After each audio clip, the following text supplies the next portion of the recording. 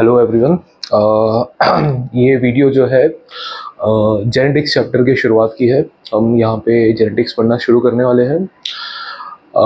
Chapter में NCERT में इसका नाम है principle of inheritance and variations. Principles of inheritance and variations, जिसको हम कॉमनली जेनेटिक्स यूनिट के नाम से जानते हैं। बेसिकली इम्पॉर्टेंट चैप्टर है, थोड़ा सा टफ भी माना जाता है, लेकिन वाकई में इतना टफ नहीं है। अगर आप सारी बातें ध्यान से सुने, उसको समय पर रिवाइज करें और क्वेश्चंस करें तो ये चीज़ें काफ़ी आसान हो जाती हैं। आपको सारी चीज़ें करनी है, सुनना है ध्यान से, और जो डाउट्स आते हैं उसको डाउट्स को क्लियर करना है। अगर आप डाउट्स को बनाए रखेंगे तो ये जो चैप्टर है या कोई भी चैप्टर हो तकलीफ देता है। ठीक है, तो शुरू करते हैं। चलिए पहले अब जान लेते हैं कि इस चैप्टर में हम कौन कौन से टॉपिक पढ़ने जा रहे हैं। ठीक है, एक हम कंटेक्स्ट टाइप का यहाँ पे लिख लेते हैं कि भाई ये टॉपिक्स इस चैप्टर में हैं, तो उससे आपको आसानी हो जाएगी। क्या है, कभी कभी हम कंफ्यूज कर जाते हैं कि जो ये वाला टॉपिक है ये किसके अंदर आता है, कंफ्यूज। तो ऐसे मिलते जुलते टॉपिक्स कई आपको मिलेंगे यहाँ पे, इसलिए हम जो है एक कंटेक्स्ट यहाँ पे बना लेते हैं ताकि आपको जो है थोड़ी आसानी रहे। चलिए, तो बेसिकली हम जो ये पहली वीडियो है ये इंट्रोडक्शन की वीडियो रहेगी, जिसमें हम समझेंगे कि इस चैप्टर में पढ़ने क्या वाले हैं, और साथ ही साथ इस चैप्टर में फ्रीक्वेंटली यूज होने वाली बहुत सारी टर्म्स हैं, वो सारी टर्म्स को जो है हम समझेंगे। ठीक है, इंपॉर्टेंट टर्म्स रहेगी, उनका बार बार मैं यूज करूंगा, तो आप ये इंश्योर करें कि भाई आपको वो सारी टर्म्स जो है वो क्लियर हो जाए और याद हो जाए। ठीक है, तो सबसे पहला जो टॉपिक हम पढ़ेंगे वो है इंट्रोडक्शन एंड टर्मिनोलॉजी। फिर इसके बाद हम एक बहुत इंपॉर्टेंट बात करेंगे जो कि आपको पूरे जेनेटिक्स में आखिरी तक काम आएगा, वो है गैमीट फॉर्मेशन। किस तरीके से गैमीट का फॉर्मेशन किया जाता है। ठीक है, आप चाहे तो इसके लिए थोड़ा मियोसिस अगर आपको आता हो तो वो रिवाइज करके रखें ताकि आपको गैमीट फॉर्मेशन समझ में आए। थोड़ा बहुत हिंट मैं यहाँ पे दूंगा, मियोसिस की थोड़ी बहुत बातें करेंगे, लेकिन वो एक अलग चैप्टर है तो उसको किसी और वीडियो में डिस्कस किया जाएगा। चलिए, तो गैमीट फॉर्मेशन में आपको काम करना है कि थोड़ा मियोसिस के बारे में पता रखना है कि जैसे एक सेल से 4 सेल बनते हैं, डिवीजन होता है वहाँ पे, क्रोमोसोम, सॉरी डिवीजन नहीं, सेपरेशन होता है क्रोमोसोम्स का। तो ये सारी बेसिक बातें हैं। चलिए सीखेंगे उसको भी यहाँ। और अगली जो बात हम करेंगे गैमीट फॉर्मेशन के बाद वो है मेंडल्स प्लांट हाइब्रिडाइजेशन एक्सपेरिमेंट। बहुत इंपॉर्टेंट है, इससे एक क्वेश्चन हर साल आता है, तो बहुत अच्छे से तैयार करना है। Mendel's plant hybridisation experiment. ठीक है, जिसमें आपने सुना होगा, 10th क्लास में पढ़ा होगा, या फिर आप अगर ड्रॉप लेके बैठे तो 12th में आपने पढ़ा होगा कि इसमें मोनोहाइब्रिड क्रॉस, डाईहाइब्रिड क्रॉस वगैरह की बातें की जाती है, मेंडल के लॉस की बात की जाती है, और कुछ स्पेशल क्रॉसेस जो मेंडल ने कराए थे जैसे टेस्ट क्रॉस या रेसिप्रोकल क्रॉस जिनकी बात की जाती है। टेस्ट क्रॉस बहुत इंपॉर्टेंट है, इस साल क्वेश्चन आया है 2024 में। तो फिर इसके बाद हम बात करेंगे पोस्ट मेंडलिज्म की। मेंडल का जो एक्सपेरिमेंट उन्होंने परफॉर्म किया था, मेंडल की जो जेनेटिक्स उन्होंने बताई थी, उसको मेंडलिज्म कहते हैं। और मेंडल के बाद का जो कुछ भी रहता है जेनेटिक्स में उसे बोला जाता है पोस्ट मेंडलिज्म। तो पोस्ट मेंडलिज्म में क्या क्या आता है इसे भी हम समझेंगे। पोस्ट मेंडलिज्म में जैसे आप पढ़ेंगे इनकम्प्लीट डोमिनेंस,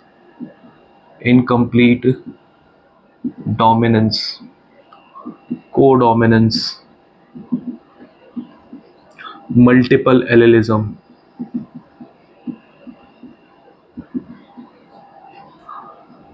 इसके बाद आप पढ़ेंगे प्लियोट्रोपिक जीन। फिर कुछ फिनोमिना है जैसे लीथल जीन है, supplementary gene expression, complementary gene expression, epistasis. ये सारे फिनोमिना भी हम देखेंगे, लेकिन ये एनसीईआरटी में दिए नहीं है पहली बात तो, और इनसे क्वेश्चन आ भी नहीं रहे। इनसे क्वेश्चन यूजुअली आपको एम्स के एग्जाम में देखने को मिलते थे, तो हम इसके लिए एक अलग से वीडियो बना लेंगे, इसके बीच में ही रहेगा, पढ़ेंगे इसे। लेकिन आप ये ध्यान रखिए कि भाई ये वाला जो टॉपिक है इससे नीट में क्वेश्चन आया नहीं करते हैं। ठीक। फिर पोस्ट मेंडलिज्म के बाद हमें बात करनी होगी यहाँ पे पॉलीजेनिक इनहेरिटेंस की। पॉलीजेनिक इनहेरिटेंस, जिसको क्वांटिटेटिव इनहेरिटेंस भी कह देते हैं। और इसके अलावा हम यहाँ पे साइटोप्लाज्मिक इनहेरिटेंस की भी बात करेंगे, बहुत इंपॉर्टेंट, साइटोप्लाज्मिक इनहेरिटेंस। और फिर आ जाते हैं हम क्रोमोसोमल थ्योरी ऑफ इनहेरिटेंस पे। Chromosomal theory of inheritance, important topic है ये भी। और फिर इसके बाद हम बातें करेंगे लिंकेज के बारे में। आपने शायद टी.एच. मॉर्गन का नाम सुना होगा, उन्होंने इस फिनोमेना को डिस्कवर किया था। और भी लिंकेज के अंदर जैसे सेक्स लिंकेज है, क्रिस क्रॉस इनहेरिटेंस है, इन सारी चीज़ों के बारे में बात की जाएगी। फिर इसके बाद हम बात करेंगे ह्यूमन जेनेटिक्स की। ह्यूमन जेनेटिक्स, ह्यूमन जेनेटिक्स में हम बातें करेंगे पेडिग्री एनालिसिस की। पेडिग्री एनालिसिस भी इम्पॉर्टेंट है। आपने पेडिग्री देखा होगा, जैसे डब्बे जैसे चार्ट, गोल जैसे ऐसे चार्ट, फ्लो चार्ट बने होते हैं, उनको बोला जाता है पेडिग्री। उसको कैसे एनालाइज करते हैं उनके बारे में भी हम यहाँ पे बातें करेंगे। और लास्ट में हम पढ़ेंगे Hardy Weinberg law. Hardy Weinberg law, Hardy Weinberg law आपको इवोल्यूशन चैप्टर में मिलेगा, लेकिन हम उसके बाद यहाँ पे ह्यूमन जेनेटिक्स के साथ में ही करेंगे। एनसीईआरटी में कहाँ लिखा है वो सारी बातें मैं आपको जब पढ़ाऊंगा तब बता दूंगा। तो इस तरीके से आपको चैप्टर पढ़ना है। इसके अलावा हम यहाँ पे आखिरी में डिसऑर्डर्स भी डिस्कस करेंगे। डिसऑर्डर्स जो ह्यूमन से रिलेटेड जेनेटिक डिसऑर्डर्स हैं, उनके बारे में भी बात यहाँ पर की जाएगी। तो ये लगभग सारी बातें जो है मैंने यहाँ पे लिख दी है जो इस चैप्टर में पढ़ने वाले हैं, और आपको इसको बहुत अच्छे से तैयार करना है, ठीक है। तो मैं चाहूँगा आप इसका स्क्रीनशॉट ले लें, और अपने नोट्स बनाते समय आपको नोट्स ऐसे ही बनाने हैं। जो कुछ भी मैं यहाँ बोर्ड में लिखूँगा उसको आपको स्क्रीनशॉट ले लेना है, और क्लास के या कहते वीडियो के ख़त्म हो जाने के बाद आप इसे अपने नोट्स में ऐड कर लेंगे, ठीक है। चलिए स्क्रीनशॉट ले लीजिए।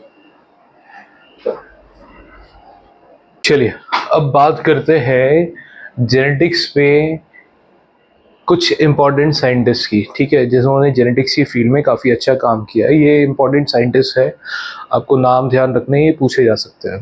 देखिए नीट में ऐसे 4-5 चैप्टर्स ही है जहाँ से आपको साइंटिस्ट के नाम पूछते हैं। एक आधा क्वेश्चन साइंटिस्ट के नाम से आता है तो आता है, नहीं तो नहीं आता, ठीक है। लेकिन फिर भी अगर क्वेश्चन आता है साइंटिस्ट के नाम पे तो वो 4-5 सिलेक्टेड चैप्टर्स है, वहाँ से आता है, ठीक है। तो हम यहाँ पे बातें करते हैं सम इम्पॉर्टेंट साइंटिस्ट के बारे में। सम इम्पॉर्टेंट साइंटिस्ट,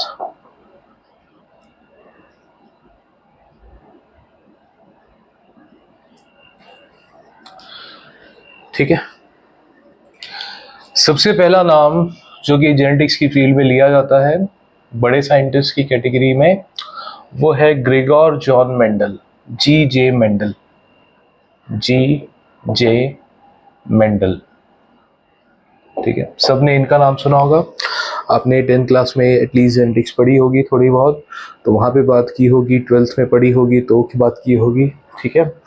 तो ग्रेगोर जॉन मेंडल जो है, इन्हें फादर ऑफ जेनेटिक्स बोला जाता है। और फादर बोलने के पीछे का कारण वो नहीं है, फादर बोलने के पीछे का कारण है कि इन्होंने जेनेटिक्स की फील्ड में शुरुआती समय में बहुत अच्छा काम किया था, ठीक है। तो इन्हें फादर ऑफ जेनेटिक्स कहा जाता है। हालांकि इनको ये जो उपाधि मिली है, ये उपाधि एक तरीके से इनके जीते जी नहीं मिली, इनको जीते जी कोई फेम नहीं मिला था। इन्होंने बहुत अच्छा काम किया था अपने काम में, बहुत सक्सेसफुल रहे, लेकिन ये फेमस नहीं हो पाए जीते जी। इनके मरने के लगभग 16 साल बाद दुनिया को पता लगा कि भाई मेंडल नाम का भी कोई साइंटिस्ट था जो कि बहुत झंडे गाड़ के गया है। तो उसके बाद लोगों ने इन्होंने जाना, लेकिन जीते जी इनको उतना फेम नहीं मिल पाया था, ठीक है। ऐसा क्यों था हम देखते हैं, वो आगे कारण समझेंगे, ठीक है। उससे क्वेश्चंस भी बनते हैं, पूछे जाते हैं, ठीक है।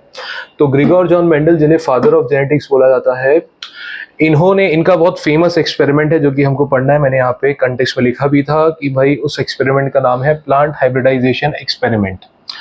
क्या होता है प्लांट हाइब्रिडाइजेशन एक्सपेरिमेंट वो हम पढ़ेंगे, लेकिन एक बात आपको एक्सपेरिमेंट के नाम से समझ में आ रही होगी कि भाई ये जो एक्सपेरिमेंट है इसमें प्लांट का यूज हो रहा है, ठीक है। तो वो जो प्लांट जिस पर मेंडल ने काम किया था वो था P plant. He experimented on P plant, जो खाने मटर का पौधा होता है ना, पटाने, उस पर उन्होंने काम किया था। गार्डन पी उसे बोलते हैं जो खेतों में उगती है, that is garden pea, on garden pea. Garden pea, garden pea जो है इसका साइंटिफिक नेम है पाइसम सेटाइवम। Pisum sativum. अगर आप ध्यान दें तो मैंने इसका साइंटिफिक नेम कुछ रूल्स के अकॉर्डिंग लिखा है। साइंटिफिक नेम जो है वो लिखने का तरीका ये है कि भाई साइंटिफिक नेम में 2 वर्ड्स होने चाहिए। जो पहला वर्ड है ये रिप्रेजेंट करता है जीनस को और दूसरा वर्ड रिप्रेजेंट करता है स्पीसीज को। इसको जेनेरिक एपिथेट भी कहते हैं पहले वर्ड को, दूसरे वर्ड को स्पेसिफिक एपिथेट भी कहा जाता है। जो जेनेरिक एपिथेट है इसका पहला लेटर कैपिटल होना चाहिए, स्पेसिफिक एपिथेट का पहला लेटर स्मॉल होना चाहिए, ठीक है। और जब आप इसे प्रिंट दे रहे हैं तो आप इनको इटैलिक्स में प्रिंट देंगे। इटैलिक्स में प्रिंट देने का मतलब है यहाँ से जो रीडर है उसको ये समझ में आता है कि भाई ये वाला जो वर्ड है ये इंग्लिश ओरिजिन का नहीं है, इंग्लिश का वर्ड नहीं है, किसी और लैंग्वेज से उठाया गया है। जो साइंटिफिक नेम है अक्सर वो ग्रीक या लैटिन लैंग्वेज से उठाए जाते हैं, वहाँ से लिए जाते हैं। रीज़न ये है कि वो डेड लैंग्वेजेस हैं, उनमें ज़्यादा चेंजेस नहीं आ रहे, तो साइंटिफिक नेम में बार बार चेंज करने की कोई ज़रूरत नहीं है, ठीक है। तो इसको इटैलिक्स में प्रिंट दिया जाता है। और अगर हम लिख रहे हैं इसको, जिससे मैंने बोर्ड पे लिखा है, तो इसको अब इटैलिक्स में लिखना तो पॉसिबल नहीं है, तो हम क्या करेंगे, इसको सेपरेटली अंडरलाइन कर देंगे। जेनेरिक एपिथेट को अलग से अंडरलाइन किया जाएगा, स्पेसिफिक एपिथेट को अलग से अंडरलाइन किया जाएगा। ये किसी भी साइंटिफिक नेम को लिखने का तरीका है, ये ध्यान रखें, यहाँ से भी एक क्वेश्चन बन सकता है, ठीक है। तो ग्रिगोर जॉन मेंडल जो है फादर ऑफ जेनेटिक्स है, उन्होंने गार्डन पी पर अपना एक्सपेरिमेंट जो है वो किया था। और बातें हम पी प्लांट के बारे में आगे करेंगे। अगले जो इम्पोर्टेंट साइंटिस्ट है जिनका नाम आप सुन चुके हो वो है डब्ल्यू बेटसन। डब्ल्यू बेटसन जो है, इन्हें फादर ऑफ मॉडर्न जेनेटिक्स बोला जाता है। मॉडर्न जेनेटिक्स में, हाल ही की जेनेटिक्स में इन्होंने बहुत इंपॉर्टेंट काम किया है। Father of modern genetics, modern genetics, ठीक है। इन्होंने कुछ टर्म्स दी थी। He gave certain terms, जैसे इन्होंने जेनेटिक्स टर्म दी थी, जेनेटिक्स टर्म। इसके अलावा इन्होंने एलील टर्म दी थी, एलील, एलील जिसको एलीलोमॉर्फ कहते हैं। अब क्या होता है ये अभी हम टर्मिनोलॉजी जब पढ़ेंगे तो उसमें बातें की जाएगी, ठीक है। इसके अलावा इन्होंने होमोजाइगस, हेट्रोजाइगस ये टर्म्स भी दी थी। Homozygous term, heterozygous term, heterozygous क्या होता है ये सब, ये हम टर्मिनोलॉजी में डिस्कस करेंगे। तो डब्ल्यू बेटसन के बारे में ये बातें आपको ध्यान रखनी है। फिर एक बहुत इंपॉर्टेंट साइंटिस्ट, फेमस साइंटिस्ट है, उनका नाम है टी.एच. मॉर्गन। टी.एच.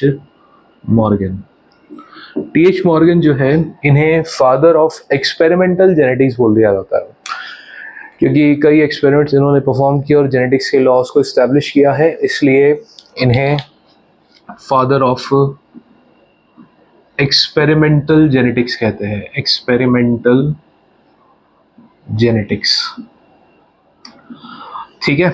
जिस तरीके से मेंडल पी प्लांट पे अक्सर काम किया करते थे, उसी तरीके से जो टी.एच. मॉर्गन है, टी.एच. मॉर्गन एक इंसेक्ट पे काम करते थे जिसका नाम था फ्रूट फ्लाई, जिसको विनेगर फ्लाई भी कहते हैं, ठीक है।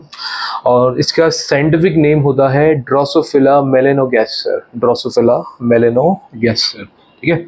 तो TH. Morgan experimented on an insect named fruit fly, which is also called as vinegar fly. इसका साइंटिफिक नेम है ड्रोसोफिला, तरीका देखिएगा, ड्रोसोफिला मेलेनोगैस्टर।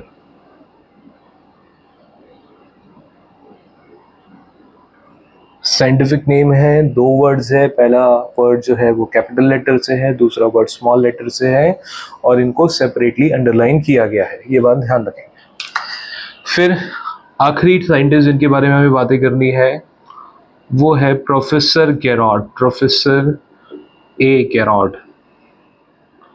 प्रोफेसर ए गेरॉड जो है, जैसे मेंडल ने अपने एक्सपेरिमेंट्स गार्डन पी पे किए थे जेनेटिक्स की लॉज को समझाने के लिए, इन्होंने अपने एक्सपेरिमेंट फ्रूट फ्लाई पे किए थे। प्रोफेसर ए गेरॉड जो है, इन्हें हम फादर ऑफ ह्यूमन जेनेटिक्स बोलते हैं क्योंकि इन्होंने ह्यूमन जेनेटिक्स के बहुत सारे इंपॉर्टेंट फिनोमेना समझाए थे।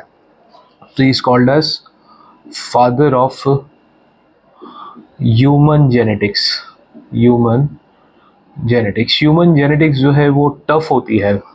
ह्यूमन पे जेनेटिक्स की स्टडी टफ होती है। ये पी या फिर ड्रोसोफिला पे काम करने जितना आसान नहीं होता। टफ होता है, क्यों होता है, ये जब हम आखिरी में ह्यूमन जेनेटिक्स टॉपिक पढ़ेंगे तो वहाँ पे इसके बारे में डिस्कस कर लेंगे। तो प्रोफेसर ए गेरॉड जो है वो फादर ऑफ ह्यूमन जेनेटिक्स कहलाते हैं और इनकी एक खास बात है, इन्होंने सबसे पहला जेनेटिक डिसऑर्डर, आपने अलग अलग जेनेटिक डिसऑर्डर सुने होंगे, आपने हीमोफीलिया सुना होगा जो कि ब्लड क्लॉटिंग से रिलेटेड डिसऑर्डर है, सिकल सेल एनीमिया सुना होगा, एल्बिनिज्म सुना होगा, ठीक है, थैलेसीमिया सुना होगा, डाउन सिंड्रोम सुना होगा। ये सब जेनेटिक डिसऑर्डर्स है और जो सबसे पहला जेनेटिक डिसऑर्डर है वो डिस्कवर किया था प्रोफेसर ए गेरॉड ने और उस डिसऑर्डर का नाम था alkaptonuria. He discovered first genetic disorder जिसका नाम था एल्केप्टोयूरिया। जिसको कॉमनली ब्लैक यूरिन डिसीज भी कहते हैं। ब्लैक यूरिन डिसीज, रीज़न है कि इसमें जो यूरिन का कलर है, जैसे ही यूरिन पास आउट होती है तो ब्लैक कलर की हो जाती है ड्यू टू ऑक्सीडेशन। ठीक है, क्या ज़्यादा डिटेल में नहीं जाते इसके, बस ध्यान रखिएगा। ये जो डिसीज़ है ये एक एंजाइम की डेफिशिएंसी से है। प्रोफेसर ए गेरॉड ने एक बहुत थ्योरी दी थी। उन्होंने बोला था कि अगर किसी जीन में म्यूटेशन होता है, ठीक है, म्यूटेशन मतलब उसमें किसी तरीके का चेंज आता है, तो उससे किसी एंजाइम जो है, एंजाइम ये बोल दिए मेटाबॉलिक डिसऑर्डर आपको देखने को मिलता है। ठीक है, तो इन्होंने बताया था कि भाई जो एल्केप्टोन यूरिया है ये इसके पीछे का रीज़न है एक एंजाइम की डेफिशिएंसी, एंजाइम की कमी due to deficiency of an enzyme named homozyntesic acid oxidase।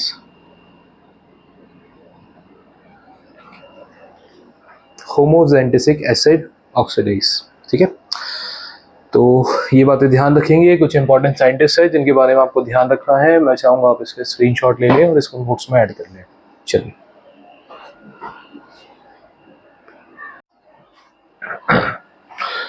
तो चलिए अब हम सबसे पहला टॉपिक शुरू करते हैं, introduction and terminology.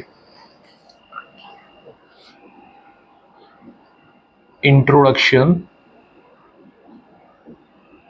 And terminology.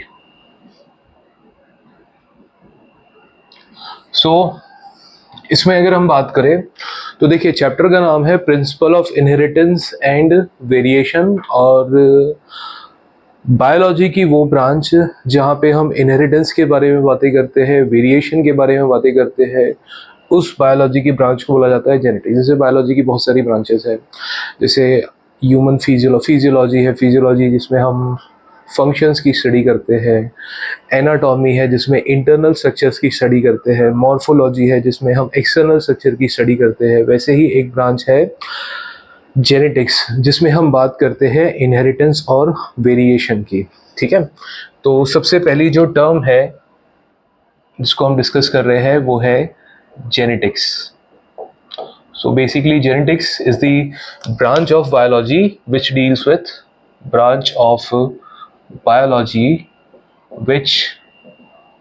with deals with inheritance and variation, inheritance and variation, ठीक है।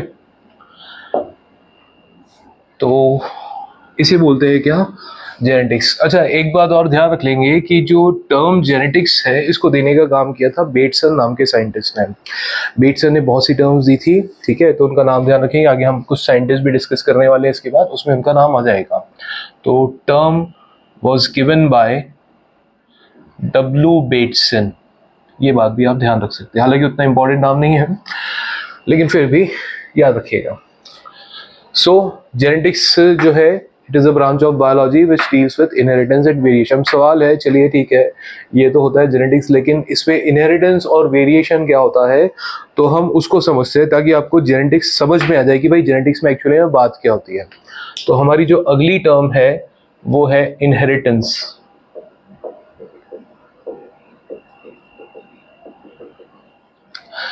इनहेरिटेंस बहुत सिंपल सी टर्म है, आप सबने ऑब्जर्व किया है कि भाई फादर में जो कैरेक्टर्स होते हैं या मदर में, या कॉमनली कहा जाए पेरेंट्स में जो कैरेक्टर होते हैं वो बच्चों में ट्रांसफ़र होते हैं। मतलब एक जनरेशन से कुछ कैरेक्टर्स जो है वो दूसरी जनरेशन में ट्रांसफ़र होते हैं। यही कैरेक्टर के ट्रांसफ़र की जो प्रोसेस होती है, इस प्रोसेस को नाम दे दिया जाता है क्या, इनहेरिटेंस, ठीक है। एक बात ध्यान रखेंगे कि जो कैरेक्टर्स ट्रांसफर हो रहे हैं एक जनरेशन से दूसरी जनरेशन में, इन्हें हम कहते हैं जेनेटिक कैरेक्टर्स। और जेनेटिक कैरेक्टर के ट्रांसफर की process from one generation to other generation is called as inheritance.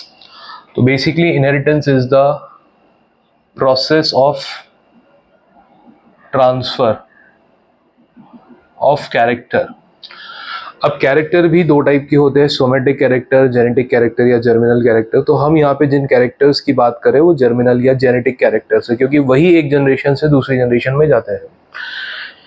क्या होते हैं सोमेटिक और जर्मिनल कैरेक्टर, वो आगे की टर्म्स में आ जाएगा, उसमें हम ज़्यादा बातें करेंगे। तो the process of transfer of genetic characters from one generation to next generation, इसे बोला जाता है इनहेरिटेंस, ठीक है। जेनेटिक कैरेक्टर्स क्या होते हैं उनके बारे में हम आगे बातें करते हैं, ठीक है। एक दूसरी टर्म दे रखी है यहाँ पे, वो है वेरिएशंस, ठीक है। वेरिएशन मतलब डिफरेंसेस। जैसे ह्यूमंस है, ह्यूमन एक स्पीसीज है, इसमें अलग अलग इंडिविजुअल्स है। हम सभी ह्यूमंस एक जैसे नहीं होते, हम सभी में कुछ ना कुछ डिफरेंसेस होते हैं। कोई भी दो इंडिविजुअल एक जैसा नहीं है, ठीक है। तो एक ही स्पीसीज के मेंबर्स में जो डिफरेंसेस होते हैं, उन डिफरेंसेस को, उन अलग अलग चीज़ों को हम क्या कहते हैं, वेरिएशंस कहते हैं। तो basically variations are differences among individuals of same species. अलग अलग स्पीसीज में तो बहुत ज़्यादा डिफरेंस होते हैं, लेकिन सेम स्पीसीज में भी डिफरेंसेस रहते हैं, उन्हें बोल दिया जाता है वेरिएशंस। तो variations are differences among individuals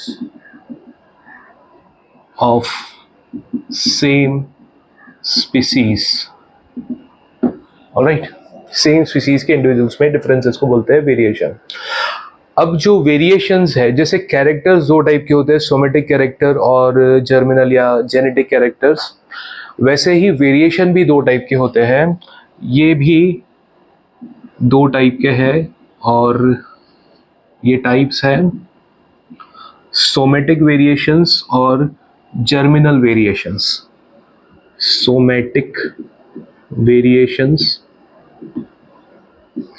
variations और दूसरे हैं जर्मिनल वेरिएशंस।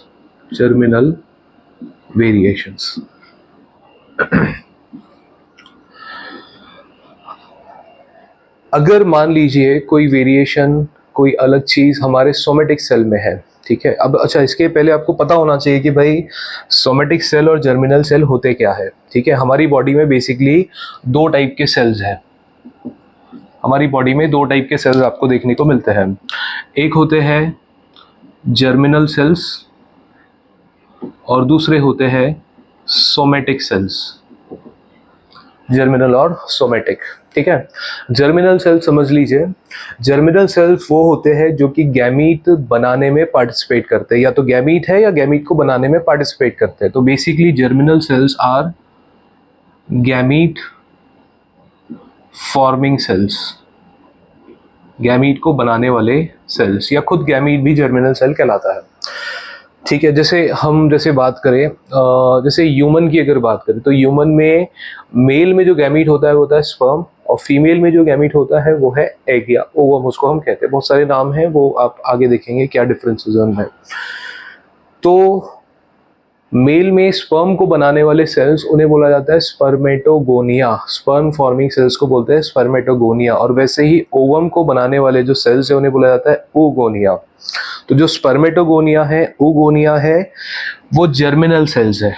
जैसे एग्जांपल स्पर्मेटोगोनिया, oogonia,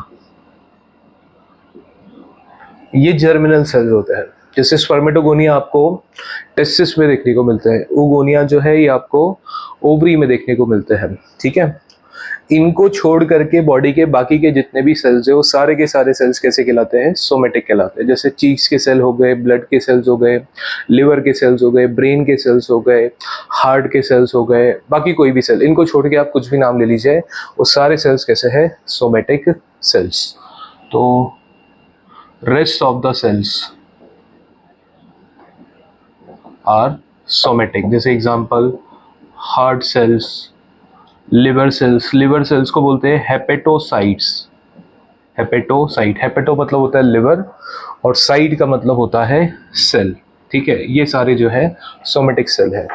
तो अगर मान लीजिए जो वेरिएशन है, यानी कि जो बदलाव है, जो डिफरेंस है, वो किसी सोमेटिक सेल में आता है, अगर वो वेरिएशन सोमेटिक सेल में आता है तो उस वेरिएशन को नाम दे दिया जाएगा सोमेटिक वेरिएशन, और अगर वो जर्मिनल सेल में आता है तो उसे नाम दे दिया जाएगा जर्मिनल वेरिएशन। किस सेल में आ रहा है उस हिसाब से हमने वेरिएशंस के टाइप डिसाइड कर दिए हैं। ठीक है, अब आप खुद सोचिए, अगर कोई वेरिएशन सोमेटिक सेल में आता है तो क्या ये एक जनरेशन से दूसरी जनरेशन में जाएगा?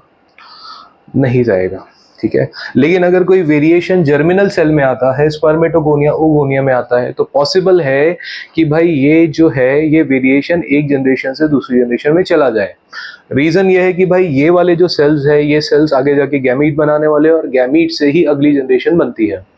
तो अगर इनमें वेरिएशन आएगा तो गैमीट में वेरिएशन देखने को मिल सकता है, और गैमीट में वेरिएशन देखने को मिल सकता है तो आपको अगली जनरेशन में भी वेरिएशन देखने को मिल सकता है। इसका मतलब ये है कि भाई सोमेटिक कैरेक्टर एक जनरेशन से दूसरी जनरेशन में नहीं जाते हैं, जर्मिनल वेरिएशन एक जनरेशन से दूसरी जनरेशन में जा सकते हैं, जाते हैं। ठीक है, तो somatic variations are variations in somatic cells, and these are the variations which occurs in germinal cells, germinal cells। ठीक है, ये एक जनरेशन से दूसरी जनरेशन में नहीं जा पाते, मतलब इनका इनहेरिटेंस नहीं होता। Inheritance is transfer of character या variation from one generation to next generation, इनका कोई ट्रांसफर नहीं होता। इसका मतलब ये नॉन इनहेरिटेबल है, इनको इनहेरिट नहीं किया जा सकता। जबकि जर्मिनल वेरिएशंस आर इनहेरिटेबल, ये एक जनरेशन से दूसरी जनरेशन में जाते हैं। ठीक है, चलिए अब जर्मिनल वेरिएशंस जो है इनको भी दो कैटेगरी में क्लासिफाई किया है कि भाई ये जो वेरिएशन आ रहा है उसके पीछे का रीजन क्या है। तो इसके भी दो टाइप है, एक है continuous variation, continuous germinal variation, और दूसरा है डिसकंटिन्यूस जर्मिनल वेरिएशन,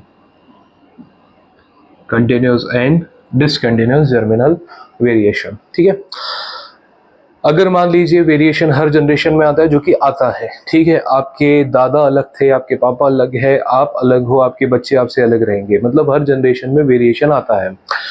तो ये जो वेरिएशन हर जनरेशन में आ रहे हैं, कंटिन्यूस वेरिएशन आ रहे हैं, और इनके पीछे का कारण होता है क्रॉसिंग ओवर और एक फिनोमेना इंडिपेंडेंट असॉर्टमेंट, ये दो फिनोमेना है। क्रॉसिंग ओवर शायद आपने सुना होगा जब आप मियोसिस पढ़ते हैं, तो मियोसिस की पेकाइटिन स्टेज पे, प्रोफेज 1 की पेकाइटिन स्टेज में आपको एक फिनोमेना देखने को मिलता है क्रॉसिंग ओवर, जिसमें बेसिकली क्रोमोसोम्स के बीच में, होमोलॉगस क्रोमोसोम्स के बीच में जेनेटिक मटेरियल का एक्सचेंज होता है, ठीक है। उसके कारण वेरिएशंस आते हैं। और एक दूसरा है इंडिपेंडेंट असॉर्टमेंट, जिसको हम मेंडल के क्रॉस में पढ़ेंगे। मेंडल का जो डायहाइब्रिड क्रॉस है उसमें हम लॉ ऑफ इंडिपेंडेंट असॉर्टमेंट पढ़ेंगे, तो वहाँ पे आपको बात समझ में आएगी। तो ध्यान रखिए अभी कि कंटिन्यूस वेरिएशन के पीछे का कारण है ड्यू टू क्रॉसिंग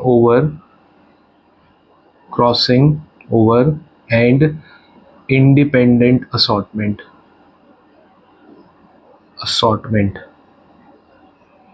और डिसकंटिन्यूस वेरिएशन जो है ये हर जनरेशन में नहीं आते। मतलब कहने का मतलब है कि भाई जो डिसकंटिन्यूस वेरिएशन है इसके पीछे का जो रीज़न है वो हर जनरेशन में काम नहीं करता है। जैसे क्रॉसिंग ओवर, इंडिपेंडेंट असॉर्टमेंट लगभग हर जनरेशन में काम करते हैं, लेकिन कुछ फैक्टर्स है जैसे म्यूटेशन ज़रूरी नहीं है हर जनरेशन में ही। म्यूटेशन एक चांस फिनोमेना होता है। चांस फिनोमेना मतलब हो गया तो हो गया, नहीं तो नहीं हुआ, ठीक है। मतलब रेयर फिनोमेना है, आप ऐसा कह सकते हैं। तो डिसकंटिन्यूस वेरिएशन के पीछे का कारण है ड्यू टू म्यूटेशन, ठीक है भाई। तो हमने यहाँ पे कुछ जैसे चैप्टर का नाम देखा कि भाई चैप्टर का नाम है principle of inheritance and variation, और इनहेरिटेंस और वेरिएशन का स्टडी जिसमें किया जाता है बायोलॉजी की उस ब्रांच को बोलते हैं जेनेटिक्स। हालांकि आपसे कोई पूछने वाला नहीं है, लेकिन आपको पता होना चाहिए। टर्म दिया था बेटसन ने, ये भी उतना इंपॉर्टेंट नहीं है, लेकिन आपको इनहेरिटेंस और वेरिएशन टर्म्स जो है वो समझ में आनी चाहिए। कैरेक्टर का ट्रांसफर एक से दूसरी जनरेशन में हो रहा है तो इसे बोला जाता है इनहेरिटेंस, और सेम स्पीसीज के जो मेंबर्स हैं उनमें जो डिफरेंसेस है उसे बोल दिया जाता है वेरिएशन। दो टाइप के वेरिएशन है डिपेंडिंग ऑन द सेल। अगर वेरिएशन सोमेटिक सेल में आ रहा है तो इसे बोला जाएगा सोमेटिक वेरिएशन। ये वेरिएशन अगली जनरेशन में ट्रांसफर नहीं होते हैं, ठीक है। जैसे इसका एक बहुत अच्छा एक्सपेरिमेंट अगस्त वीजमैन ने किया था। उन्होंने क्या किया था, चूहे की पूंछ जो है वो काट दी थी। एक चूहे की पूंछ ली, उसको काट दी, ठीक है। और फिर देखा कि क्या इस चूहे ने जब रिप्रोडक्शन किया है तो बनने वाला चूहा उसमें पूंछ है या नहीं है। तो उन्होंने देखा कि भाई बनने वाले चूहे में, नेक्स्ट जनरेशन के चूहे में पूंछ थी, उसकी भी पूंछ काट दी, ठीक है। और ऐसा उन्होंने कई जनरेशन तक किया।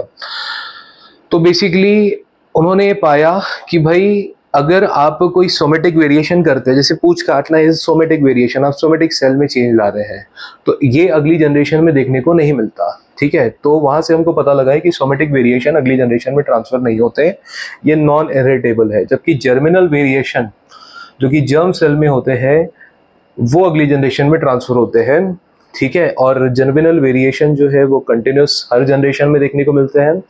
कंटिन्यूस का मतलब है हर जनरेशन में जो अपीयर हो, और अगर किसी इक्का दुक्का जनरेशन में कभी कभार दिख जाए तो उसको बोलते हैं क्या, डिसकंटिन्यूस वेरिएशन। कंटिन्यूस वेरिएशन के पीछे का कारण है क्रॉसिंग ओवर, जिसका दूसरा नाम है रिकॉम्बिनेशन, आप चाहे तो लिख लें। और दूसरा है इंडिपेंडेंट असॉर्टमेंट। क्रॉसिंग ओवर आप पढ़ेंगे जब आप जेनेटिक्स पढ़ेंगे, लिंकेज में भी हम इसके बारे में थोड़ा बहुत डिस्कस करेंगे। और इंडिपेंडेंट असॉर्टमेंट हम यहाँ पर मेंडल के डायहाइब्रिड क्रॉस के बाद पढ़ेंगे। और म्यूटेशन एक टॉपिक है, ये आपको मॉलिक्यूलर बेसिस ऑफ इनहेरिटेंस में पढ़ाया जाएगा, ठीक है। चलिए स्क्रीनशॉट ले लीजिए।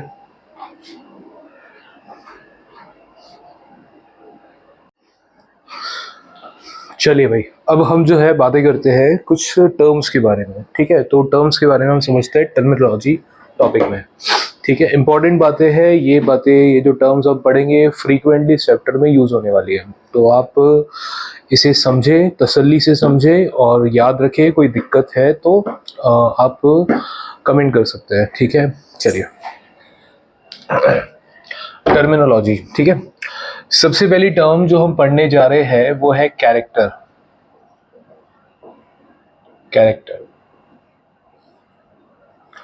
कैरेक्टर की अगर बात करें तो कैरेक्टर यानी कि बेसिकली जो ऑर्गेनिज्म का फीचर होता है, किसी भी ऑर्गेनिज्म के फीचर्स को हम उसके कैरेक्टर बोल देते हैं। फीचर कैरेक्टर एक ही बात है। जैसे हाइट हो गया, स्किन कलर हो गया, आई कलर हो गया, हेयर का कलर हो गया है, ठीक है, इंटेलिजेंस हो गया, ये सब क्या होते हैं, कैरेक्टर्स होते हैं। तो ऑर्गेनिज्म के फीचर को हम कहते हैं कैरेक्टर, ठीक है। तो characters are basically feature of an organism.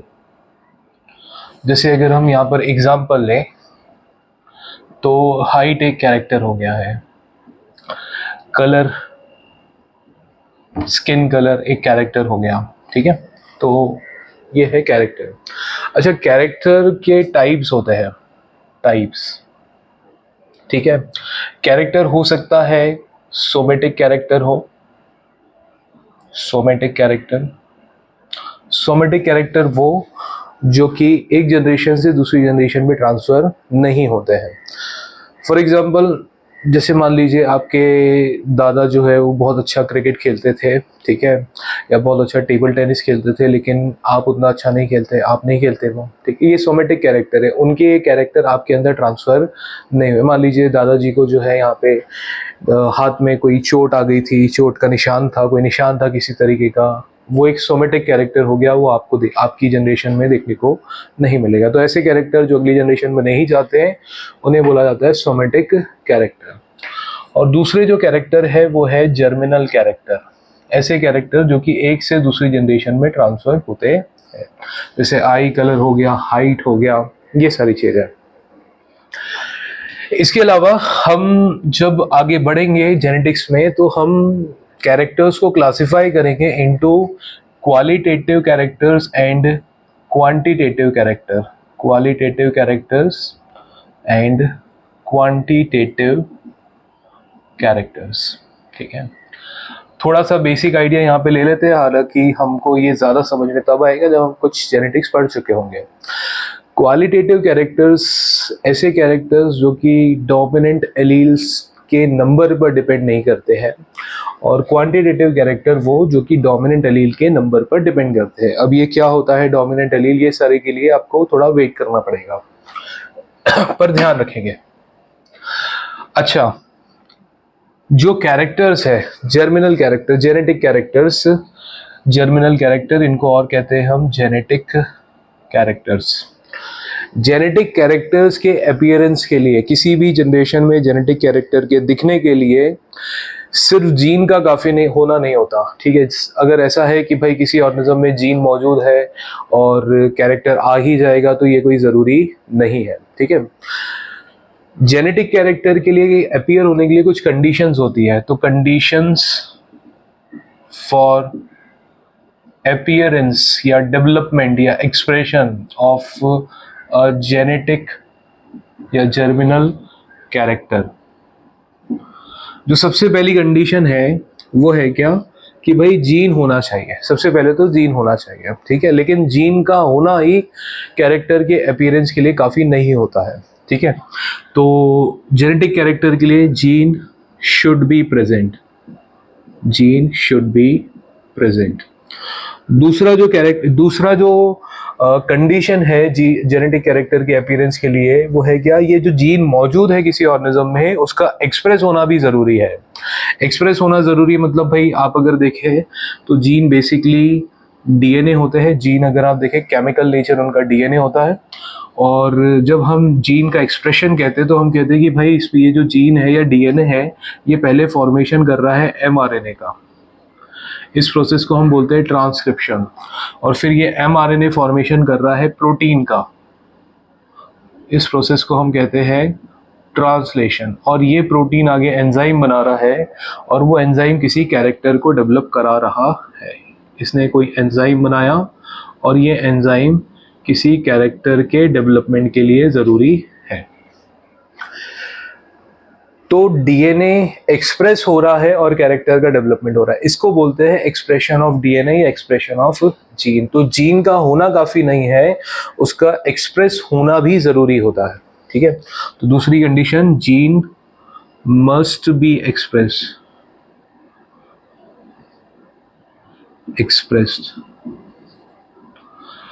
और तीसरी और आखिरी कंडीशन है कि भाई जीन के एक्सप्रेशन के लिए सूटेबल एनवायरनमेंट होना चाहिए। ठीक है, यहाँ पे ऐसा एनवायरनमेंट होना चाहिए जिसके दौरान डीएनए से एमआरएनए बन सके, एमआरएनए से प्रोटीन बन सके, प्रोटीन से एंजाइम बन सके।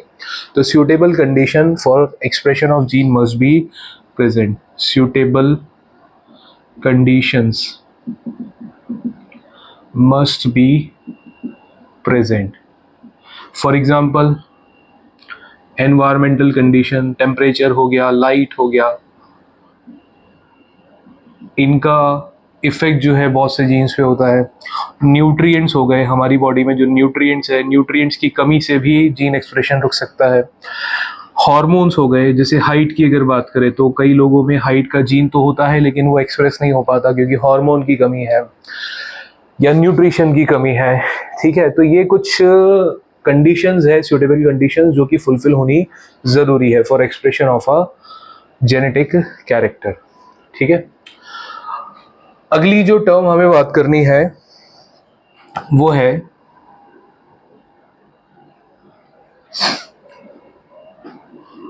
ट्रेट। ट्रेट जैसे हाइट है, मान लीजिए हाइट इज अ कैरेक्टर। ठीक है, अब हाइट हो सकता है लंबी हो सकता है छोटी हो सकता है इंटरमीडिएट हो या कुछ भी हो। जैसे ह्यूमन में हाइट तो 5 फुट 6 इंच 7 इंच हो गया, 6 फुट इंच 6 फुट हो गया, 6 फुट 2 इंच हो गया, ऐसी अलग अलग हाइट होती है। लेकिन हम यहाँ पे इतने सारे वेरिएंट्स की बात नहीं करते, हम 2 वेरिएंट्स की बात करते हैं। जैसे हाइट की बात करें तो हाइट इज अ कैरेक्टर।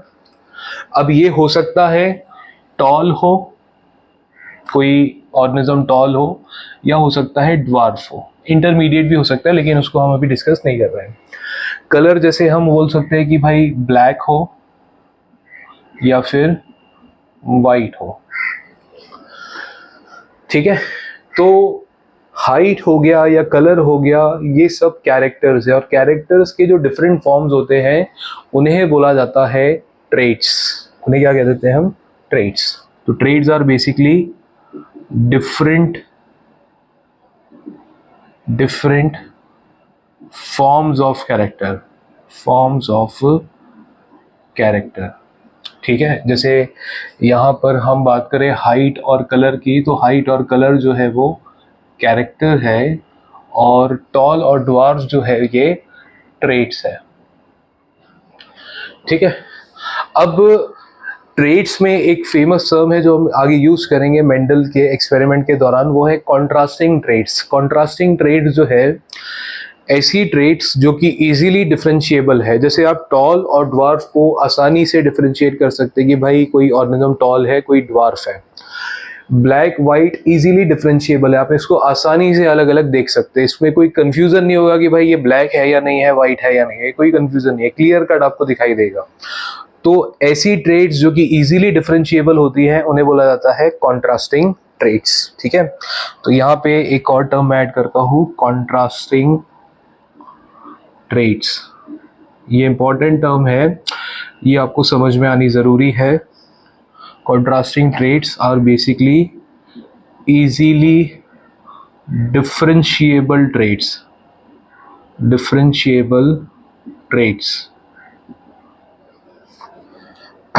इन्हें बोलते हैं क्या? Contrasting traits. ठीक है, जैसे टॉल या ड्वार्फ हो गया, ब्लैक या वाइट हो गया, वॉयलेट या वाइट हो गया। ठीक है, ये सब। अच्छा, यहाँ पे आप एक नोट ध्यान रखेंगे, हालांकि ये बात हम आगे पढ़ेंगे मेंडल के एक्सपेरिमेंट में, लेकिन मेंडल जो थे वो जेनेटिक्स पे काम करते थे, वो कैरेक्टर के इनहेरिटेंस की स्टडी करते थे, कैसे एक जनरेशन से दूसरी जनरेशन में कैरेक्टर जाता है वो उसको पढ़ते थे, समझते थे। अब मेंडल ने अपना जो एक्सपेरिमेंट किया था वो याद करें, मैंने अभी थोड़ी देर पहले नाम लिया था, वो पी प्लांट पे किया था, पी प्लांट पाइसम सेटाइवम। ठीक है, तो पी प्लांट में उन्होंने जो टोटल कैरेक्टर स्टडी किए थे वो टोटल कैरेक्टर थे 7। कौन कौन से थे वो आगे हम देख लेंगे, एनसीईआरटी में उसका टेबल और उसके डायग्राम भी दिए, वो आगे हम देखेंगे। तो मेंडल ने जो टोटल 7 कैरेक्टर यूज किए थे, ये सातों के सातों कैरेक्टर ऐसे थे जिनकी सिर्फ 2 ट्रेट्स थी। जैसे यहाँ पे मैंने हाइट लिख रखा है, एक कैरेक्टर है, इसकी 2 ही ट्रेट आपको मैंने लिख दी यहाँ पे, टॉल और ड्वार्फ। तो मेंडल ने पी प्लांट में ऐसे 7 कैरेक्टर यूज किए जिनकी सिर्फ 2 ही ट्रेट्स पॉसिबल थी, और वो 2 ट्रेट्स जो थी वो आपस में कॉन्ट्रास्टिंग थी। कॉन्ट्रास्टिंग का मतलब वो इजीली डिफरेंशिएबल थी। समझे? तो ये ध्यान रखेंगे। तो Mendel used 7 character each with 2 contrasting traits,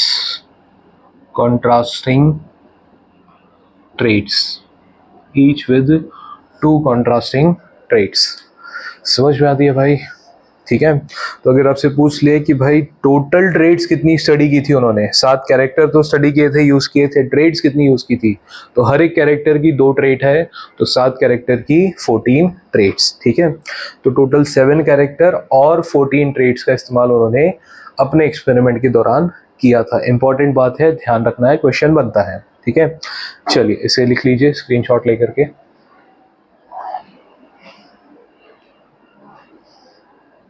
चलिए हम जो है अब कुछ और टर्म्स के बारे में बातें करते हैं। कैरेक्टर और ट्रेट के बाद अगली जो टर्म हमें डिस्कस करनी है वो है जीन। ठीक है। जीन क्या होता है उसको समझेंगे, लेकिन एक बात और जानिए कि जीन जो है इसे हम फैक्टर भी कहते हैं। जीन को और बोला जाता है फैक्टर, या फिर इसे नाम दिया जाता है एलिमेंट। ठीक है। बेसिकली जो जीन टर्म है, जीन टर्म देने का काम किया था जॉनसन नाम के साइंटिस्ट ने। Term given by Johnson. ठीक है। और ये जो फैक्टर टर्म है, फैक्टर टर्म यूज करने का काम करते थे मेंडल। ठीक है। मेंडल जो टर्म जीन के लिए यूज करते थे वो है factor. It is used by Mendel. ठीक है भाई। असल में जैसे अगर हम देखें जीन, तो जीन क्या होता है इसको अगर समझे, तो मान लीजिए ये हमारा सेल है,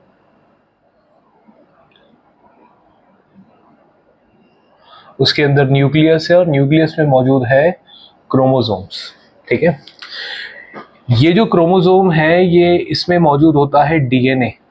ये मैंने बना दिया डीएनए। क्रोमोसोम है ब्लू कलर से बनाया हुआ, और उसके अंदर रेड कलर से जो बनाया है वो है डीएनए।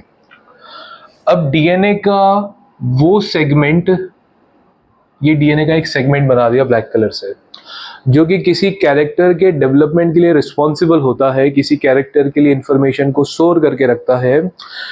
उस सेगमेंट ऑफ डीएनए को या उस सेगमेंट ऑफ क्रोमोसोम को बोला जाता है gene. This is a gene. ठीक है। तो यहां से हम देख सकते हैं कि जीन जो है वो केमिकली डीएनए होते हैं जो कि मौजूद होते हैं क्रोमोसोम पे, और ये जो क्रोमोसोम है उसमें जो डीएनए है, डीएनए का एक हिस्सा, एक सेगमेंट जीन कहलाता है, और उस हिस्से को हम जीन कहते हैं जो कि कैरेक्टर के डेवलपमेंट के लिए रिस्पॉन्सिबल हो। समझ में आई ये बात आपको? ठीक है। तो हम कह सकते हैं कि भाई जीन, फैक्टर या element is the segment of DNA which is present on chromosome, which is responsible for development of a character, development of a character। ठीक है। इसे हम कहते हैं जीन। ठीक है। अब एक चीज आपको यहाँ पे समझ में आ रही होगी, जीन्स जो है they are chemically DNA, these are segment of DNA. DNA का सेगमेंट है, डीएनए का टुकड़ा है। ठीक है। तो केमिकल नेचर ऑफ जीन क्या होता है? डीएनए। अगर आपसे पूछे केमिकली जीन क्या होता है, तो वो डीएनए होता है, डीऑक्सीराइबोन्यूक्लिक एसिड। ठीक है। और ये जीन्स लोकेटेड होते हैं कहाँ पे? न्यूक्लियस के अंदर जो क्रोमोसोम है उसके ऊपर। ठीक है। These are located on chromosomes, located on chromosome. अब जैसे मैंने यहाँ पर एक क्रोमोसोम के ऊपर एक जीन दिखा दिया है, इसका ये मतलब नहीं कि एक क्रोमोसोम पे एक जीन हो। एक क्रोमोसोम पे बहुत से जीन्स होते हैं। ठीक है। मैंने सिर्फ यहाँ पर एक दिखा दिया। ठीक है भाई। फिर जीन के बाद आपको जो बातें करनी है वो है अगली टर्म एलील्स। एलील्स, ये इसको हम कहते हैं एलीलोमॉर्फ। एलीलोमॉर्फ। ठीक है। शॉर्ट में एलील्स ही बोलते हैं, एलीलोमॉर्फ कोई टर्म यूज नहीं करता, एलील्स बोला जाता है। आप भी ये यूज करें। अब देखिए, जैसे मान लीजिए ये कोई सेल है, ये उसके अंदर न्यूक्लियस है और न्यूक्लियस में मौजूद है क्रोमोसोम और क्रोमोसोम में मौजूद है डीएनए, जिसके एक सेगमेंट को हमने कह दिया जीन। ये कोई जीन है, मैंने चलिए इसको, इस जीन को मैंने नाम दे दिया कैपिटल ए, ठीक है, मैंने इसको ए कह दिया, ए जीन है। अब ये जीन एक्सप्रेस होगा, हमने अभी देखा है कि भाई किसी कैरेक्टर के डेवलपमेंट के लिए जीन का होना जरूरी है, वो जीन यहाँ मौजूद है। अब ये जीन एक्सप्रेस हो रहा है और एक्सप्रेस होने के लिए मान के चलते हैं यहाँ पे सूटेबल कंडीशंस अवेलेबल है, तो ये जीन एक्सप्रेस होगा। जीन का एक्सप्रेशन मतलब इससे पहले एमआरएनए बनेगा। अच्छा, ये सारी प्रोसेस सेल के अंदर ही होगी, दिखाने के लिए बाहर दिखा रही है। तो इससे पहले एमआरएनए बनेगा, एमआरएनए से प्रोटीन बनेगा, ये प्रोटीन जो है वो किसी एंजाइम का फॉर्मेशन करेगा और ये एंजाइम जो है किसी कैरेक्टर को डेवलप कराएगा, ठीक है, किसी कैरेक्टर को या किसी ट्रेट को हम कह सकते हैं। जैसे हाइट का जीन है तो हाइट के कैरेक्टर को रेगुलेट करेगा और हाइट के कैरेक्टर को रेगुलेट करने के बाद उस पर कोई ट्रेट डेवलप करेगा। कैरेक्टर के डिफरेंट फॉर्म्स को हमने बोला था ट्रेट। जैसे मान लो यहाँ पे हाइट का कैरेक्टर लिए तो हो सकता है टॉल ऑर्गेनिज्म का फॉर्मेशन हो जाए, ठीक है। अच्छा, मान लेते हैं कि भाई ये जो जीन है इसमें म्यूटेशन हो गया है, इसमें म्यूटेशन हो गया। म्यूटेशन मतलब चेंज हो गया किसी तरीके का डीएनए में, इसको हम बोलते हैं म्यूटेशन। तो मान लीजिए म्यूटेशन के कारण ये आपका क्रोमोसोम है, ठीक है, ये वैसा ही है, थोड़ा मेजरमेंट आप ऊपर नीचे होगा लेकिन आप मान के चले सेम ही है, ठीक है। और यहाँ पे वो जीन है जिसमें म्यूटेशन हुआ है, ये म्यूटेंट जीन है, this is a mutant gene, जिसमें म्यूटेशन हो चुका है वो है क्या, म्यूटेंट जीन। अब ये जो जीन है, इस जीन में आप देख रहे हैं कि इससे एमआरएनए का फॉर्मेशन नहीं हो रहा है, एमआरएनए नहीं बन रहा तो प्रोटीन का फॉर्मेशन नहीं होगा, प्रोटीन नहीं बनेगा तो एंजाइम नहीं बनेगा, एंजाइम का फॉर्मेशन नहीं होगा और एंजाइम नहीं बनेगा तो उस कैरेक्टर की, उस ट्रेट का डेवलपमेंट नहीं होगा। जैसे यहाँ मान लेते हैं हाइट की कैरेक्टर के लिए जीन है, उसमें वो टॉल ट्रेट डेवलप कराने का काम कर रहा है। अगर उसमें म्यूटेशन हो गया तो म्यूटेशन के कारण हो सकता है कि जो म्यूटेंट जीन है वो उस ट्रेट को ना बनाए, टॉल को ना बनाए, और अगर इंसान या ऑर्गेनिज्म टॉल नहीं होगा तो वो कैसा रह जाएगा, ड्वार्फ, ठीक है। तो यहाँ पे उस कैरेक्टर का डेवलपमेंट या उस कैरेक्टर की उस स्पेसिफिक ट्रेट का डेवलपमेंट नहीं हो पाएगा। तो ऐसे जीन्स, अच्छा ये भी जीन है, हाइट के लिए जीन है, ये भी हाइट के लिए जीन है, लेकिन डिफरेंस है ये एक्सप्रेस होके हाइट को डेवलप करा रहा है और ये हाइट के कैरेक्टर को डेवलप नहीं करा रहा। एक ही जीन के ये अलग अलग फॉर्म्स आपको देखने को मिल रहे हैं।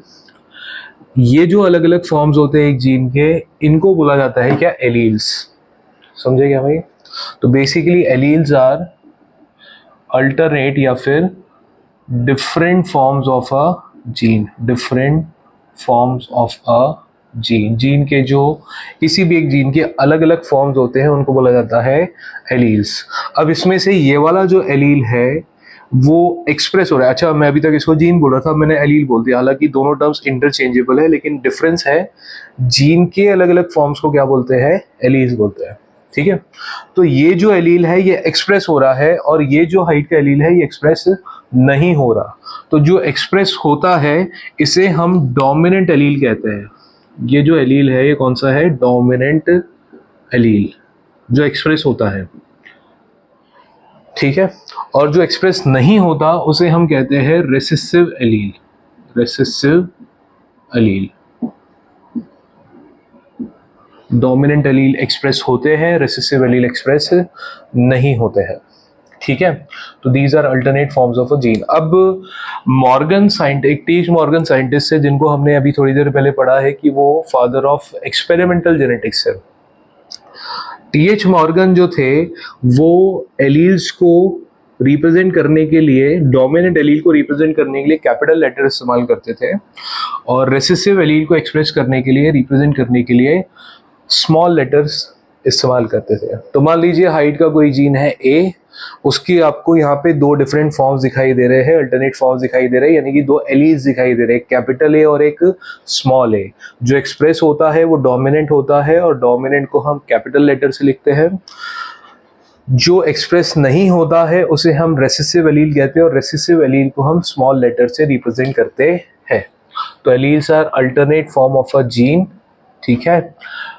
और खास बात यह है कि दीज फॉर्म्स ऑफ जीन या एलील्स जो है दे आर प्रेजेंट ऑन या located on homologous chromosome, homologous chromosome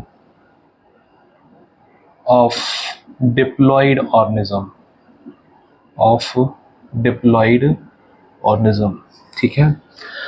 आप में से बहुत से लोगों ने डिप्लॉइड नहीं सुना होगा या सुना होगा तो उसका मतलब नहीं पता होगा, तो यहाँ पे समझ लेते हैं डिप्लॉइड होता क्या है, ठीक है। जैसे अगर मैं यहाँ पे किसी ह्यूमन सेल की बात करूँ जिसमें न्यूक्लियस आपको दिखाई दे रहा है और उस न्यूक्लियस के अंदर मौजूद है क्रोमोसोम, जैसे एक क्रोमोसोम बना दिया, ये दूसरा क्रोमोसोम बना दिया, ऐसे 23 क्रोमोसोम्स है।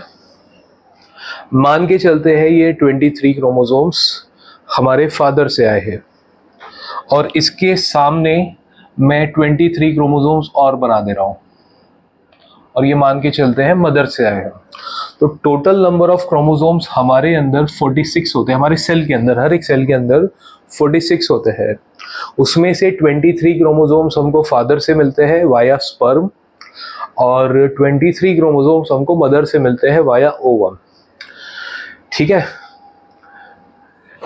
ये जो क्रोमोसोम्स है, ये जो क्रोमोसोम है, एक फादर से एक मदर से, फिर एक फादर से एक मदर से, एक फादर से एक मदर से, ऐसे 23 पेयर ऑफ क्रोमोसोम बन जाते हैं जिसमें हर एक पेयर में एक फादर से आता है और एक मदर से आता है। और ये जो एक पेयर होती है इसमें जो क्रोमोसोम्स आपको दिखाई दे रहे हैं ये दिखने में एक जैसे होते हैं, ठीक है। ये दिखने में एक जैसे होते हैं और इनमें एक जैसे कैरेक्टर के लिए जीन्स मौजूद होते हैं। जैसे मान लीजिए इस क्रोमोसोम की इस पोजीशन पर हाइट के लिए जीन है, तो सामने जो इसका क्रोमोसोम होगा उसकी उस पोजीशन पर भी हाइट के लिए जीन होगा, हाइट के लिए एलील होगा। तो ऐसे क्रोमोसोम्स जो कि एक जैसे दिखाई देते हैं, जिनमें एक जैसे जीन्स होते हैं, उन्हें बोला जाता है होमोलॉगस क्रोमोसोम्स। इन्हीं होमोलॉगस क्रोमोसोम की सेम लोकस पर, लोकस मतलब होता है लोकेशन, जैसे मान लीजिए इसकी इस लोकेशन पर हमारा कैपिटल ए एलील है, तो इसी की सामने वाले क्रोमोसोम की उसी लोकस पर आपको कैपिटल ए जो है हाइट के लिए है मान लेते हैं, तो हाइट के लिए एक और एलील आपको इसके सामने ही देखने को मिलेगा, इसी क्रोमोसोम के सामने वाला क्रोमोसोम जो उसका होमोलॉगस क्रोमोसोम है वहां पर देखने को मिलेगा। हो सकता है ये वाला एलील कैपिटल ए ही हो या हो सकता है ये स्मॉल ए हो, कुछ भी हो सकता है, ठीक है। तो एलील्स जो कि किसी जीन के डिफरेंट फॉर्म्स हैं, जैसे मान लीजिए हाइट का जीन है, कैपिटल ए फॉर्म आ रहा है उसका, एक कैपिटल और एक स्मॉल ए फॉर्म है, इनको बोला जाएगा एलील्स और ये होमोलॉगस क्रोमोसोम पर लोकेटेड होते हैं, ठीक है। ज्यादा करेक्ट होगा present on same locus of homologous chromosome, present on same locus, locus मतलब होता है लोकेशन। अगर इसकी इस पोजीशन पर हाइट के लिए कोई एलील है या जीन है तो सामने वाले के उसी पोजीशन पर सेम एग्जैक्टली सामने हाइट के लिए एलील या जीन मौजूद होगा, ठीक है। अब डिप्लॉइड ऑर्गेनिज्म क्या है तो समझे, जैसे हमारे अंदर 23 क्रोमोसोम फादर से आए हैं, 23 मदर से आए हैं, ये 23 का एक सेट हो जाता है, इसको हमने कह दिया n, और ये 23 का एक दूसरा सेट हो गया, ये भी हो गया n। तो हमारे एक सेल में टोटल दो सेट ऑफ क्रोमोसोम है, एक फादर से आया सेट है, एक मदर से आया सेट है। फादर से आया सेट को भी n बोल दिया, मदर से आया सेट को भी n बोल दिया। इस n में 23 क्रोमोसोम्स होंगे, इसमें भी 23 क्रोमोसोम्स होंगे, तो टोटल हमारे सेल के अंदर दो सेट ऑफ क्रोमोसोम्स होते हैं, इसलिए हम लिखते हैं 2n, जिसका मतलब होता है डिप्लॉइड। डिप्लॉइड डाई का मतलब होता है दो, तो यहाँ पे जो प्लॉइडी लेवल है, प्लॉइडी लेवल बेसिकली बताता है number of set of chromosomes. तो हमारे सेल के अंदर दो सेट ऑफ क्रोमोसोम होते हैं, इसलिए हमारा सेल कैसा होता है, डिप्लॉइड होता है। और हमारे डिप्लॉइड सेल में 46 क्रोमोसोम्स होते हैं, जिसमें से 23 फादर से आए हुए हैं, 23 मदर से आए हुए हैं। तो मेरे ख्याल से आपको थोड़ा बहुत यहाँ पे डिप्लॉइड ऑर्गेनिज्म के बारे में समझ में आया होगा। ठीक है, तो alleles these are alternate forms of a gene and present on same locus of homologous chromosome of diploid organism. ठीक है, इसमें से एक डोमिनेंट है, एक रिसेसिव है, ये बातें हमने की है। अच्छा, यहाँ पर कुछ और बातें करनी है, हम यहाँ पे समझ लेते हैं। जैसे मान लीजिए कि यार ये कोई एक ऑर्गेनिज्म है, ये उसका सेल है, और उसमें मैंने यहाँ पे होमोलॉगस क्रोमोसोम आपको दिखा दिए, जिनकी सेम लोकस पर आपको किसी कैरेक्टर के जीन्स के एलील्स देखने को मिलेंगे। ये किसी एक कैरेक्टर के दो जीन्स या दो एलील्स आपको दिखाई दे रहे हैं। मान लीजिए अगर दोनों एलील्स एक जैसे हैं, कैपिटल ए, या फिर स्मॉल ए, दोनों जगह कैपिटल ए है या दोनों जगह स्मॉल ए है, इस कंडीशन को बोला जाता है होमोजाइगस कंडीशन। इसे क्या कहते हैं, होमोजाइगस। होमो का मतलब होता है सेम। तो अगर दोनों क्रोमोसोम की सेम लोकस पर सेम टाइप के एलील है, कैपिटल ए यहाँ पर भी है, स्मॉल ए यहाँ पर है, स्मॉल ए यहाँ पर है, तो इसको बोला जाता है होमोजाइगस कंडीशन। होमोजाइगस कंडीशन, या फिर इसको हम बोलते हैं true breeding condition. True breeding condition, ये टर्म भी ध्यान रखेंगे, होमोजाइगस कंडीशन या फिर ट्रू ब्रीडिंग कंडीशन, या फिर हम इसको प्योर भी कहते हैं, प्योर कंडीशन। ठीक है, जैसे मान लीजिए मैंने कह दिया कि भाई कोई एक ऑर्गेनिज्म है, वो एक जीन के लिए प्योर है मतलब कि उसके होमोलॉगस क्रोमोसोम की जो सेम लोकस है उसमें सेम टाइप के एलील्स होंगे, या तो कैपिटल ए होगा या स्मॉल ए होगा, अलग अलग नहीं होंगे, सेम होंगे।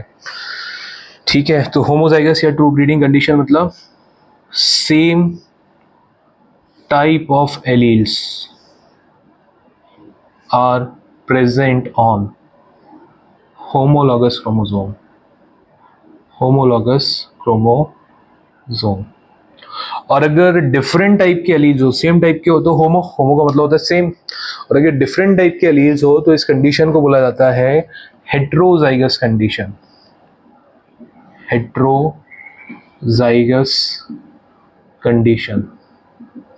हेट्रोजाइगस कंडीशन, हेट्रोजाइगस कंडीशन मतलब डिफरेंट टाइप ऑफ एलील्स आपको देखने को मिलेंगे। मान लीजिए सेल है किसी ऑर्गेनिज्म का, उसमें मैंने एक क्रोमोसोम बना दिया, इसमें भी आपको एलील्स देखने को मिल रहे हैं। यहाँ पे एक एलील है और उसकी सामने सेम लोकस पर एक और एलील है, लेकिन मान लीजिए यहाँ पे कैपिटल ए मिल रहा है, सामने अगर कैपिटल ए मिल जाए तो हम इसको होमोजाइगस कंडीशन बोल देंगे। यहाँ पर स्मॉल ए है, सामने स्मॉल ए मिल जाए तो भी होमोजाइगस कंडीशन कहलाएगा। लेकिन अगर यहाँ पे कैपिटल ए है, सामने स्मॉल ए मिल गया, डिफरेंट टाइप ऑफ एलील मिल गया, तो इसे बोला जाता है क्या, हेट्रोजाइगस कंडीशन। ऐसा भी हो सकता है यहाँ पर स्मॉल ए हो, यहाँ पर कैपिटल ए हो, मतलब कहने का मतलब है अलग अलग होना चाहिए, तो वो कहलाता है हेट्रोजाइगस कंडीशन। हेट्रो का मतलब होता है डिफरेंट। ठीक है, तो व्हेन different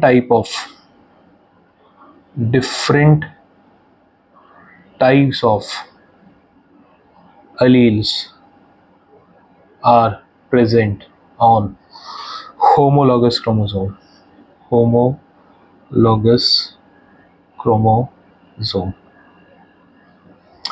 ठीक है, तो हमने देखा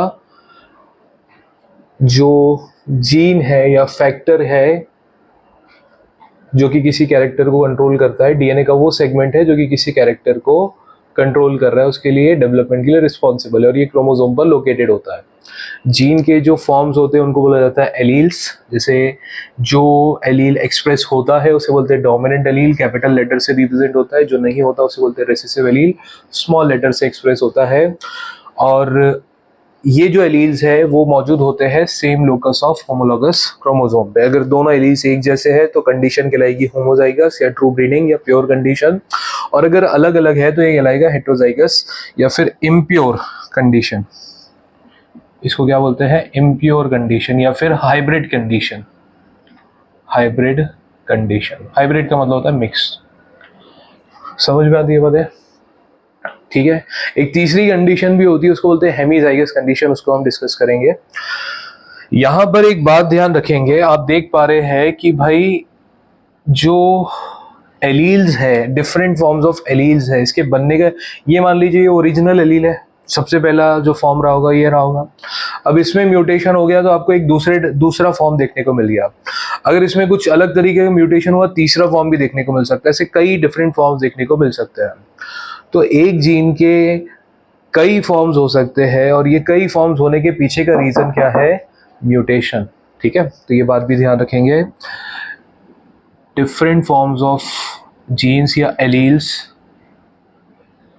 are formed due to mutation. कैसे बनते हैं ये हम डिस्कस करेंगे। एनसीईआरटी में एक पैराग्राफ इस पे दिया हुआ है, पेज नंबर 76 पे बात करेंगे उसके बारे में। तो ध्यान रखेंगे, एलील्स का जो फॉर्मेशन है, यानी कि डिफरेंट फॉर्म्स का जो फॉर्मेशन है, वो म्यूटेशन के कारण होता है। चलिए इसका स्क्रीनशॉट ले लें और इसे लिख लें।